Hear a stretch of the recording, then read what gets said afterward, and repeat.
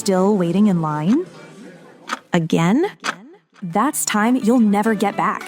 Save time and money with Stamps.com. Over 4 million businesses have skipped the line with Stamps.com. Join them to save up to 90% off carrier rates from your computer or phone right now.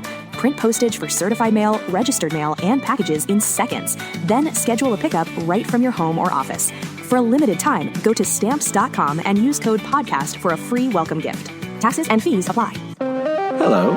It's your friendly neighborhood host, JT Wheatley, back again for another episode of the History of Comics podcast, this time with part 2 of the life of Chester Gould and his creation, Dick Tracy. When we last left off, Chester Gould had finally made his break in the comic strips with the creation of Dick Tracy, which soon set off a chain of imitators of crime comic strips, and a giant success for him and his creation itself. And now we're going to delve even further as Dick Tracy's creation goes into crazy ways. During World War II, Chester Gould participated in the cartoonist War Bond, and to reflect this in the strip, Gould created another villain with Prune Face in 1942, who was a foreign spy, though Gould actually considered his wife, Mrs. Prune Face, the most vicious villain he ever created. World War II would also indirectly inspire another classic villain with Flat Top, who got his name when Gould was listening to the radio in 1943 and he heard the broadcaster refer to aircraft carriers as flat tops. While Gould didn't serve in World War II, his brother Ray did, and he was honored in December 24th of the 1943 strip. Gould would later give Ray the job of lettering the strip and would later have their parents move into their farmhouse as well. During the 1940s, Chester Gould's popularity continued to grow as he made numerous radio and television appearances, along with attending the Editor and Publishers Convention, where he got to converse with fellow cartoonists. Soon he was reaching up to 26 million readers, and with such a readership, Smith Davis tried to recruit him for $100,000 a year, but Gould refused. On July of 1945, Mayor LaGuardia of New York City read comic strips over the radio and on camera in response to a newspaper strike, with one of course being Dick Tracy. When Chester Gould got to see this on film, he greatly loved it. Another love of Chester Gould's was cigars and his dogs, with two of them, Flopsy and Mug, being put into the Dick Tracy strip. Chester Gould didn't just want Dick Tracy to be a comic book strip about finding fictional criminals, though, but he also wanted to use it to help real-life law enforcement. And on April 30th, 1947, he helped establish the Crime Stoppers, a youth group that encouraged kids to help with law enforcement. He showed this off in the strip when Dick Tracy Jr., Tracy's adopted son, showed up with 3 of his friends at police headquarters stating they wanted to form a club with the intention of helping troubled kids, specifically Bronk, who had just stolen a bike. Tracy is so impressed he even gets the kids badges, along with showing them how to do police work. The kids group soon became popular. In 1975, its first adult club was established in Albuquerque, New Mexico, with 300 forming by 1982. The Crime Stoppers Club would celebrate its 50th anniversary in 1997. This was part of Gould wanting Dick Tracy to be a larger positive influence, and on September 11th of 1949, he created the Crime Stoppers textbook Tips, which would appear at the top right corner of the Dick Tracy Sunday page, which provided police tips to readers, which at the height of Dick Tracy's popularity was on the front page of the Sunday section of the Chicago Tribune and New York Daily News, 2 of the biggest newspapers in the United States, and that would last for 45 years. The topics covered everything from describing criminals to reporting crimes to the police, and by 1960, even provided tips for police rookies to be better law enforcement officers. It ended briefly after Gould's retirement in 1977, being replaced with Dick Tracy's Rogues Gallery, which highlighted his villains of the past before Crime Stoppers was reinstated.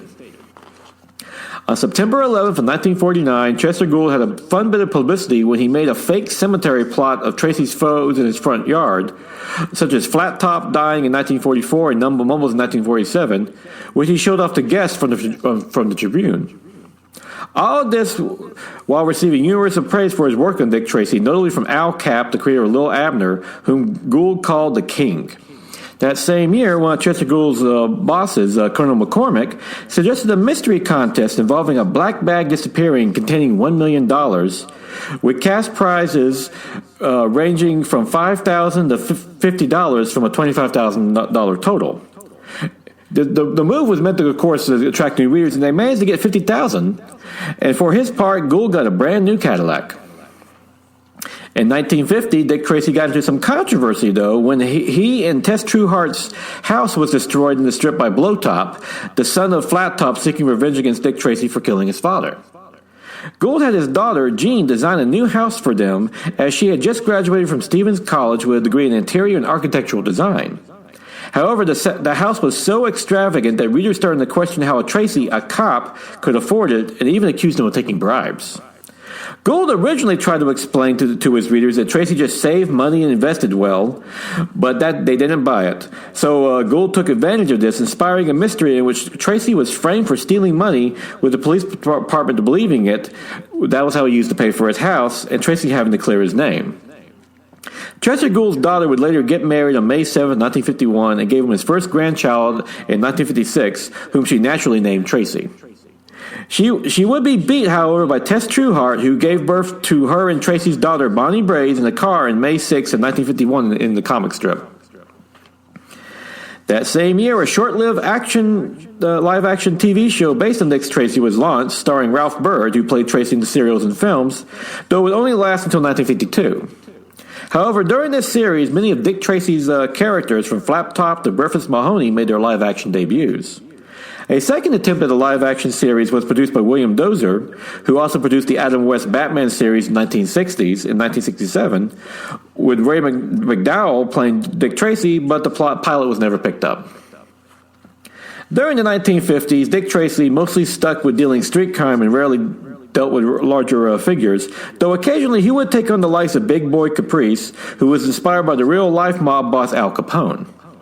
It also took on a soap opera element with Tracy and his family, which included his wife, Tess Trueheart, his adopted son, Junior, and daughter, Bonnie Braze, who would notoriously be kidnapped at one point while Junior's girlfriend was killed by her brother. One notable thing about Dick Tracy was the use of gadgets, which Chester Gould loved and would soon become a popular feature in the strip, and even inspired their use in real life. A notable example was closed-circuit TVs, which were used in lineups by the New York City Police Department in 1954.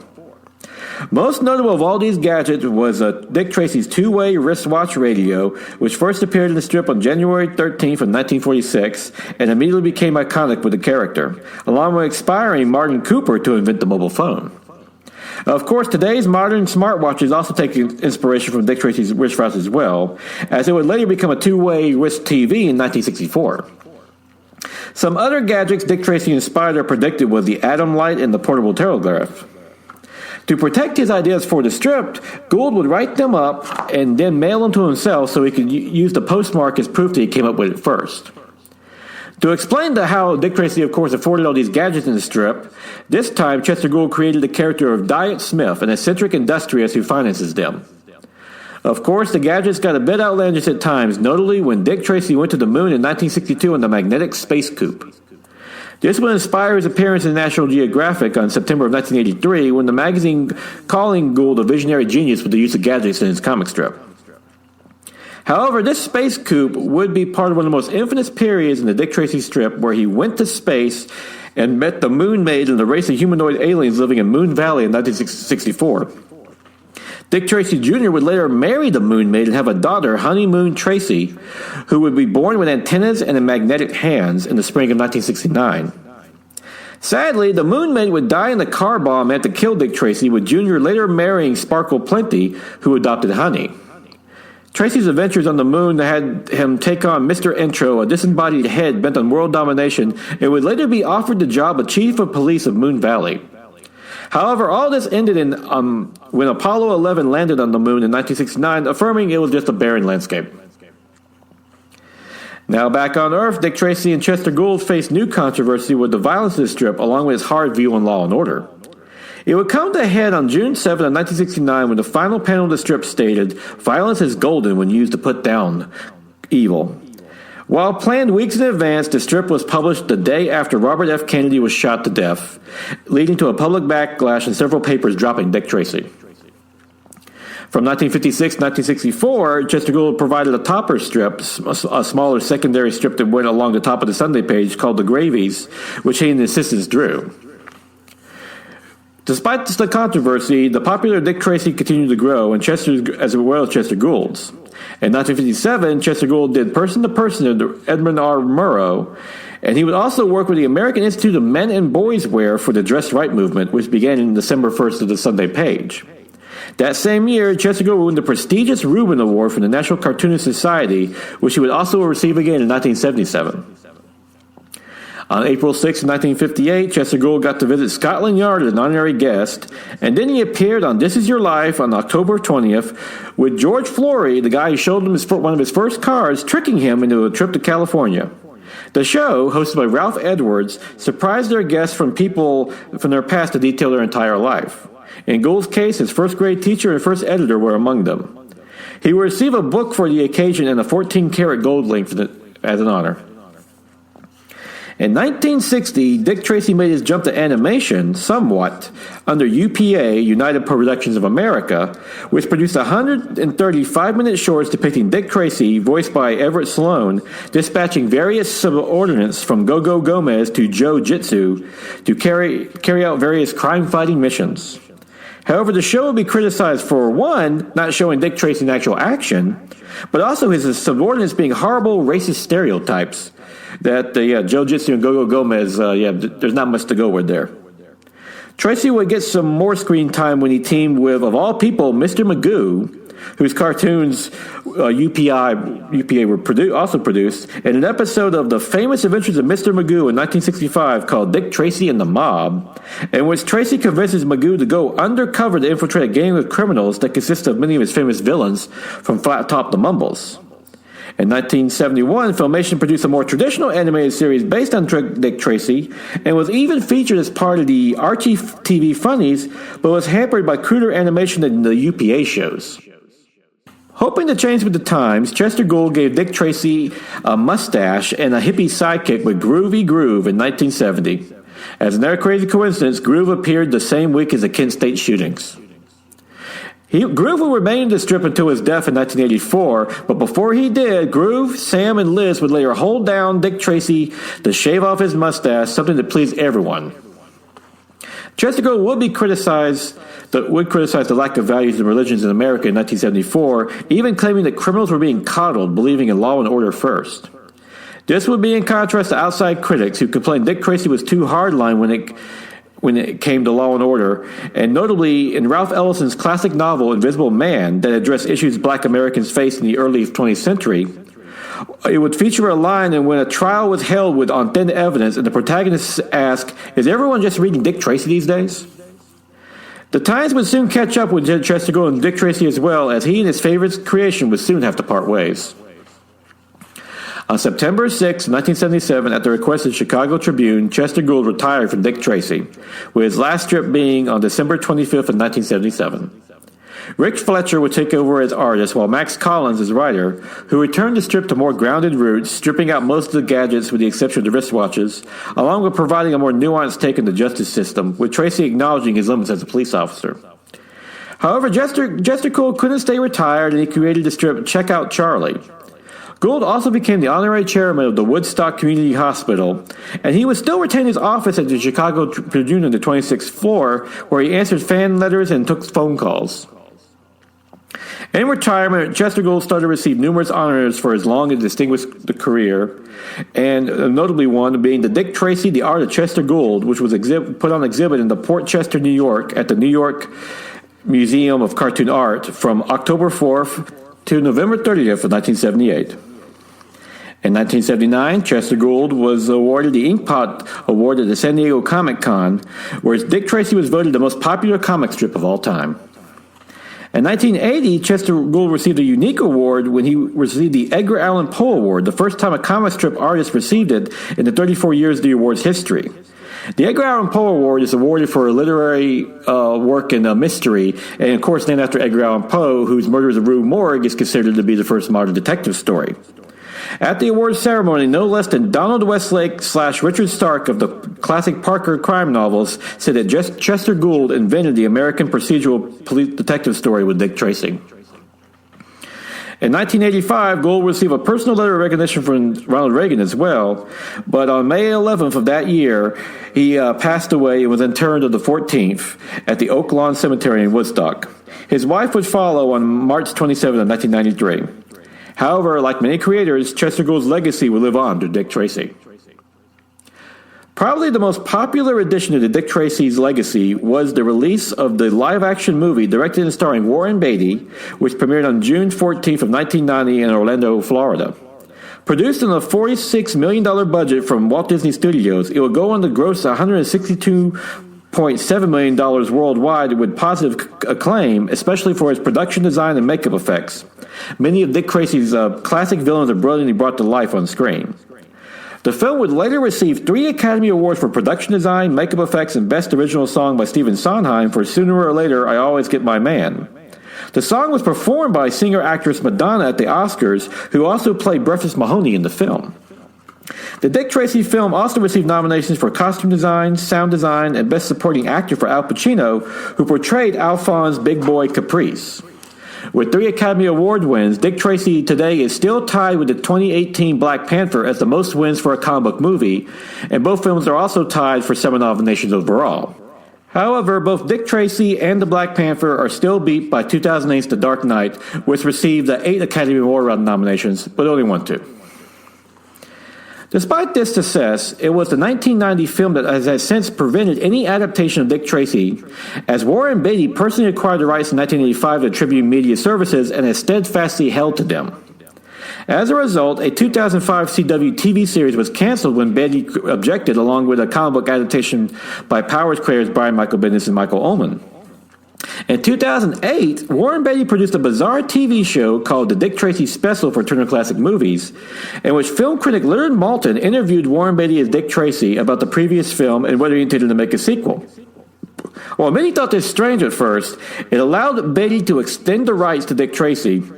As the U.S. District Judge ruled in 2011, it accounted as another film and thus everything Beatty needed to retain the rights for further use. To date, Warren Beatty has stated he wishes to produce a sequel, but nothing has come of it. Outside of the movie, to further honor Chester Gould's legacy, Woodstock decided to create a museum where his personal papers and effects were put on display, to be called the Chester Gould Dick Tracy Museum, opening in 1991. To date, the Dick Tracy comic strip is still running, with artist Joe Stanton and writer Mike Curtis currently at the reins. On September 7th of 2013, at the Baltimore Comic Convention, the strip received a Harvey Award for Best Syndicated Strip R Panel, making it both the oldest continuing strip and the first adventure strip to win the Harvey Award in this category. It will repeat the next 2 years, becoming one of only 3 strips to ever do so. All of this, of course, was built by the original work of Chester Gould, a simple man from Pawnee, Oklahoma, who, after moving to Chicago, took his real-life fears of crime and turned it into one of the most successful comic book strips and iconic characters in comics history. Dick Tracy isn't just a great strip in its own right, but one that changed comics forever, particularly starting the crime genre in comics, along with influencing criminal procedurals throughout all forms of entertainment, from movies to TV. It is unlikely that the crime genre would be the same if it wasn't for Dick Tracy, and for that we have to thank his creator, Chester Gould. I would like to thank the chief source of these episodes, Chester Gould, A Daughter's Biography of the Creator of Dick Tracy by Jean Gould O'Connell, Chester Gould's real-life daughter. A great and heartfelt biography that is a must-read for any comic strip fan, and of course, Dick Tracy.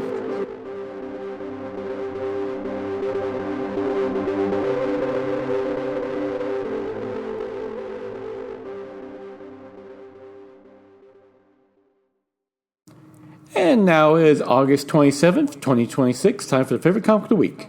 Bug Wars, The Coming of Wardoon, #1 by Jason Aaron and Mahmoud Azra, which is a great beginning of the second series in this new comic series, which finds Slade Slaymaker, who in the first series found himself transporting into a world in his own backyard, basically a bug world, more of a fantasy world, only he shrunk down to bug size. He had to fight his way to get back out of it.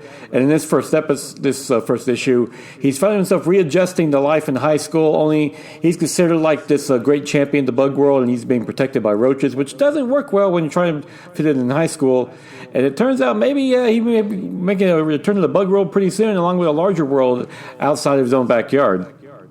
This is a great and really original, cool twist in the fantasy genre, in which, if you shrink down to the size of a bug, and you have pretty epic fantasy series with monsters and stuff like that, which are essentially bugs. But Jason Aaron does a great job establishing the characters and how difficult it is for Slaymaker to get back in his life as as a normal human being, when part of him kind of really wants to go back to that bug world, even though it's a lot more dangerous. And it's matched by Azra's gorgeous art, which is a great job depicting both the human world and the bug world in kind of brutal and kind of icky fashion, but very cool, a lot of fun. And yeah, just brilliant new twists on the fantasy genre. A lot of fun to read in general. And yeah, definitely check it out. Definitely check out the first series too, because by all accounts, it's one of the best new series to come out recently.